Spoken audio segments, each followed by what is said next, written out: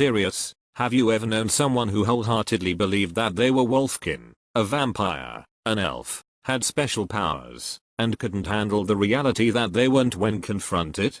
What happened to them? Years before we had goths and new age enlightenment, I used to manage an occult bookstore and I met wannabe vampires, werewolves, fae, and others. Sometimes it was like being in charge of a Dark Shadows convention. I used to date one of the store's patrons, a 6-foot Amazon from Texas who claimed she was a vampire. She wasn't too crazy, but towards the end of the relationship she was getting too bitty. Talk about a dream job. She cheated on her boyfriend occasionally, but would claim that it's not cheating because she would only do it during full moon, so it was her werewolf half doing it and not her. I knew a girl like this. Now she's an astrology nut that does a lot of acid at music festivals, and cheats on her boyfriend when Venus is in Gatorade or some shit. This isn't exactly what you're asking for, but it's similar. From 1st to 6th grade, I had this friend ally that genuinely believed she could see dead people and demons and whatnot. She would do the stereotypical vampire things, pretending to bite people, showing off her canines, talking about blood, etc. But that wasn't like her main thing. She had this one demon that she said followed her everywhere and hid in the bathrooms that we just called it. Ally always described it as being whiter than paper with 2 slits for a nose and sharp fangs. I wholeheartedly believed her because why wouldn't I? I was a dumb kid that wanted supernatural things to be real, and she was my best friend that had no reason to lie to me. I literally was too scared to use the restroom at school because she said that it always peeked over the stall. As the years went on, though, I eventually realized that she was making it up. But the conviction with which she said that kind of stuff was scary. I know her parents were going through a rough patch at the time, so I think she was just making it up for attention, which she got. I haven't talked to Lie in a while, but another friend of mine ran into her at a fair recently and said she seemed to be doing well. I'm glad things are better for her. My best friend in high school and my first 2 years of college genuinely believed that she could not only speak to forestry, but that she was a wingless fairy. She would oftentimes, when we went walking her dogs, lean to trees and translate for me what the rustling of nature spoke of. She also would scribble in her books what she called new alchemy, violently scribbled circles and void shapes she believed held magical and fey magic through her own powers. We had a falling out after a few years, after she moved to the other side of the country to be with her grandmother. We started talking about a few months ago and I found out she had been diagnosed with schizophrenia. She is currently on 2 types of medication and she told me her walks are depressingly quiet now. Yeah. They had really severe childhood abuse trauma to contend with, and coped with it by believing they were psychic. We met in like junior high when they still believed this. Eventually, they realized that they weren't entirely wrong, just a little bit misdirected. They're a deeply empathic person who, thanks to their abuse history, is very good at reading facial expressions, body language, etc. They are actually a really wonderful person, and ended up becoming a social worker and volunteer at a domestic violence shelter. Where all of the qualities that made them a good psychic make them great at helping others who are going through a difficult time. Not exactly the same as Otherkin, but very much in the vein of the question in terms of total reality denial. I know someone who totally, wholeheartedly, believes that they are a Jedi Master.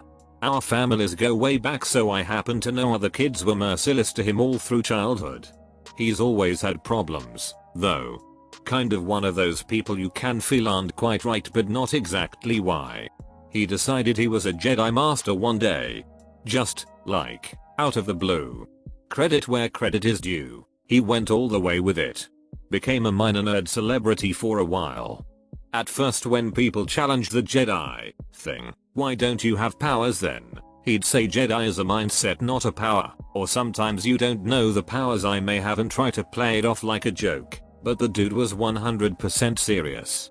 If you pushed he would outright melt down with tears and screaming. Apparently his parents financially supported him pretty much entirely, until he, and this part confuses the rap out of me, got married and had a kid while still insisting on the Jedi thing. After that the wife supported him. Eventually he got tired of that and left his family to take off with a teenager he met at a convention. That's when we cut ties with him. You can be a Jedi all you want, but cutting and leaving your kid is some Sith Lord shit. When I was in the US Navy we had this dude who thought he was a wolf in a human body. He would howl at the moon and just be generally strange. I knew someone that had served with him before me at a different command who said he had to be forced by medical to shower.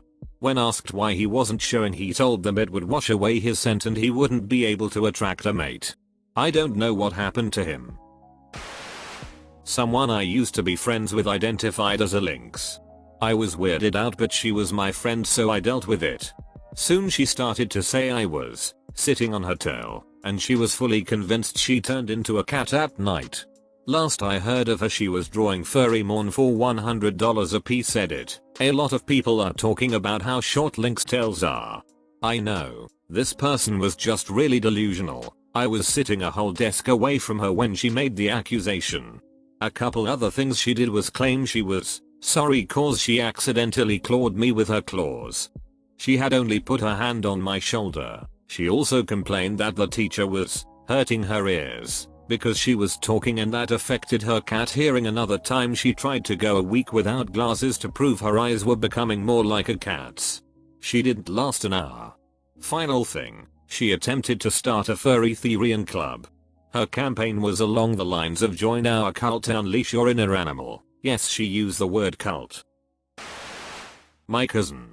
She 100% believed she was a werewolf. She was finally diagnosed with schizophrenia and bipolar years ago. She's doing a lot better now. One of my closest friends that I lived with through most of college thought she had special powers. It was weird, to say the least. She'd been bullied all her life and I always reckoned she developed this as a coping mechanism. The thing that really stood out to me though was that she was so good at getting people to play along with it and I have no idea how. I saw this scenario play out a few times during the time we lived together and I was always so confused as to how she kept getting people on board, so to speak. General scenario went like this. She'd meet someone and if she really liked them, then after a while she'd tell me in a very knowing sort of way that she thought they had the gift, aka they also had powers. She told me once she thought I had them and I just kind of smiled and nodded and said, okie dokie then. So then she'd get together for lunch or something with this person and she'd launch into this full-on spiel about how she was all that was standing between the world and destruction. And she could tell that they were also special and she needed someone to help her fight these battles. Not literal battles, more like astral projection type battles, and help her guard the gates. Hilarious side note, the gates were colored cyan, magenta, yellow and black. She got mad at me one time when I referred to them as the printer gates. And you'd think that after unloading all that people would run screaming, but they didn't. They'd show up at our apartment to talk to her and they'd be talking about these battles and stuff. All I can figure is she was good at spotting people with overactive imaginations who didn't fit in well. She probably would have made a great cult leader, to be honest. She now works in it and we still talk to each other pretty regularly. She wrote a fantasy novel that she's trying to get published, which was actually quite good when she let me read the draft. I'm guessing that became the outlet for her stories when she grew up, so to speak. I kind of want to ask her about what was going on with her, but I kind of don't want to open that can of worms ever again. When she wasn't in full on what the frick mode, she was the most kind and genuinely fun to be around person. I'm sort of afraid the printer gates will rear their ugly head again if I bring it up. Edit. For everyone that keeps assuming people were going along with it because she was hot, I'm just going to leave it at this. The bullying she'd been dealing with was because of her physical appearance and weight. I think the appeal is more along the lines of what one person said in a reply, in an unfortunate parallel to Charles Manson. She was good at spotting cast off people and then you're just excited to belong to something so you go along with it. That's all for today's video. Hope you guys liked it. If you liked the video, subscribe.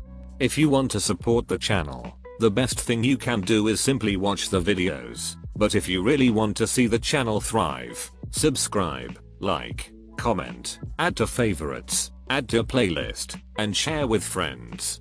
Don't forget to follow me on Instagram at Reddit and Insta. Thank you guys so much, and I will see you with tomorrow's upload.